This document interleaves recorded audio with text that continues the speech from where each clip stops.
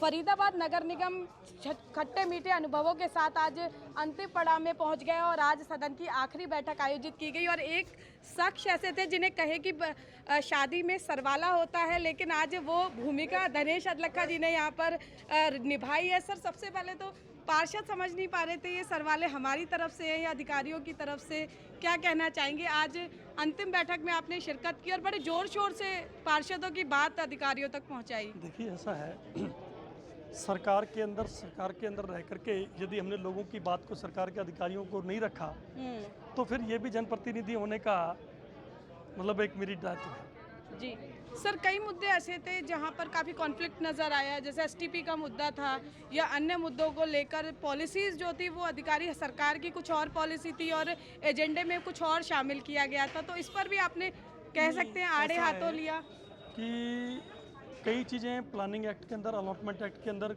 होती हैं। मुझे आज नगर निगम में तीसरा सदन की मीटिंग, मतलब तीसरी टर्म के रूप में मुझे ये देखने को मिल रहा है, तो जो चीज़ मेरी नॉलेज में थी मैंने उस चीज़ को दुरुस्त कराया। सरकार की किसी रूप में भी जो पॉलिसीज़ हैं वो क्रियान्वित हों, उसके ऊपर काम किया।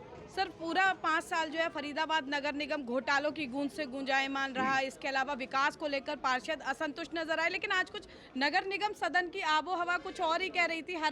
हर जगह पे पॉजिटिविटी छाई हुई थी, तो कह सकते हैं एक अच्छे नोट पर आज सदन समाप्त हुआ है। देखिए, मैं आपको एक चीज़ बताऊं कि माननीय मुख्यमंत्री मनोहर लाल जी के 7 साल के कार्यकाल के अंदर जितना सीएम अनाउंसमेंट के अंदर पैसा माननीय मुख्यमंत्री जी ने दिया, आज तक किसी भी मुख्यमंत्री ने फरीदाबाद नगर निगम को इस तरीके से पैसा नहीं दिया।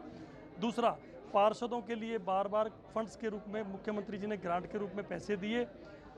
और जहां तक बात आती है कि आप कह रहे हो घोटालों की बात, तो अभी उसके ऊपर जांच चल रही है। क्या परिस्थितियां आती है, क्या होती है, इल्ज़ाम सबके ऊपर लगते रहते हैं, ऐसा कहीं भी नहीं है। सारी चीज़ें सामने आएंगी, दूध का दूध पानी का पानी होगा। सर, पानी की बात करिए आपने, तो पानी की समस्या बहुत विस्तृत है। अमृत जल योजना पर भी चर्चा की गई है, तो क्या कुछ लेआउट प्लान तैयार किया गया है? अमृत जल योजना भारत सरकार की एक ऐसी योजना है जो हर घर को पानी देने के लिए कार्य कर रही है और किसी भी कीमत पर जो सीवर का गंदा पानी है उसको बाहर निकाल के या ट्रीट करके वापस इंडस्ट्री को सप्लाई देने के लिए, पार्कों को सप्लाई देने के लिए अमृत योजना का प्रयोग किया जा रहा है। मैं माननीय मुख्यमंत्री जी का तहे दिल से शुक्रिया अदा करता हूं, माननीय प्रधानमंत्री जी की सोच का, कि जिन्होंने स्मार्ट सिटी प्रोजेक्ट दे करके फरीदाबाद को बहुत बड़ा एहसान किया। दूसरा, अमृत परियोजना दे करके अगले 100 साल के लिए सीवर लाइन को ख़त्म सिस्टमेटिकली लाने का काम कर रहे हैं। जो सीवर लाइन 40-40, 50-50 साल से ख़त्म हो गई या नई कॉलोनियों के अंदर नहीं बन पाई, उनको अमृत योजना के तहत सब शामिल किया जा रहा है। सर, आप जिस तरह से खरी बात चाहे अधिकारियों से कह रहे थे या पार्षदों से कह रहे थे, तो पार्षद कहने पर मजबूर हो गए कि बहुत देर कर दी मेहरबा आते आते, क्या प्रतिक्रिया देना चाहेंगे जवाब? मैं आपको एक चीज़ बताऊं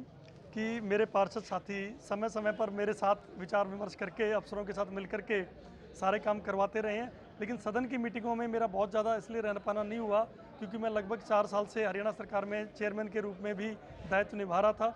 मेरे पास उस दायित्व को निर्वाह करने का भी एक जिम्मेदारी थी और सरकार को एक अपने प्रति भी कि भाई मुझे एक अच्छा कार्य करने का शौक़ है और काम करने की क्षमता रखता हूँ, वो चीज़ भी मुझे अपने आप में सिद्ध करनी थी। सर, आप खरी बात करते हैं तो एक खरा सवाल जनता की तरफ से मैं आप करूंगी, क्योंकि आप फाइनेंस कमेटी के भी मेंबर हैं, तो ऐसे में फाइनेंस कमेटी पर अक्सर आरोप लगते रहते हैं या बिलों में गड़बड़ी हो गई या फिर ज़रूरत से ज़्यादा पेमेंट हो गई, तो उसको किस तरह से आप डिफाइन करेंगे?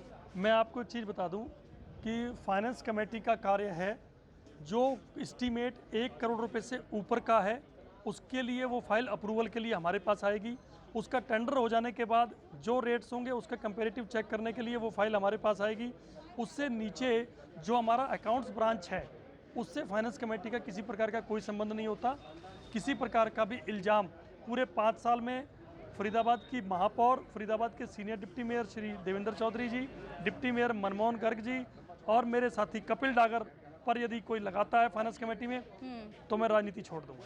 सर, 5 साल के अनुभव को अगर एक लाइन में कहा जाए कि धनेश अदलखा अपने कार्यकाल को और इस सदन को कैसे देखते हैं, तो क्या कहेंगे? मैं अपने इस कार्यकाल से बहुत अच्छे से संतुष्ट हूँ क्योंकि मैंने अपने वार्ड के लिए जो मुझे जनता से वादे करके आया था, लगभग वो वादे मैं पूरे करके जनता के बीच में फिर वापस जा रहा हूँ और मेरी जनता, मुझे उम्मीद है, फिर वापस इसी सदन में मुझे भेजेगी। तो अगले चुनाव की पूरी तैयारी है सर? बिल्कुल पूरी तैयारी है। मेरी पार्टी मुझे जहाँ से चुनाव लड़ाएगी, यदि चुनाव लड़ाएगी तो मैं चुनाव लड़ूंगा, यदि मेरी पार्टी मुझे कहेगी कि आपकी संगठन में जरूरत है तो मैं संगठन में कार्य करूंगा। तो देखिए, सत्ता मिले या संगठन, पार्षद जो हैं, चाहे सत्तासीन पार्टी के पार्षद हो या फिर विपक्ष के पार्षद हो, जो भी जिम्मेदारी लगाई जाएगी उसका निर्वाह पूरी ईमानदारी से करेंगे और एक अच्छे अनुभव के साथ यहाँ से जा रहे हैं। और देखिए, कहीं ना कहीं जो पूरा कार्यकाल रहा है शिकवे शिकायतों का दौर चला है, लेकिन अब यदि बात की जाए तो सभी पार्षद अपने कार्यकाल से संतुष्ट नजर आ रहे हैं और उम्मीद जता रहे हैं कि आगामी चुनावों में भी उन्हें या उनके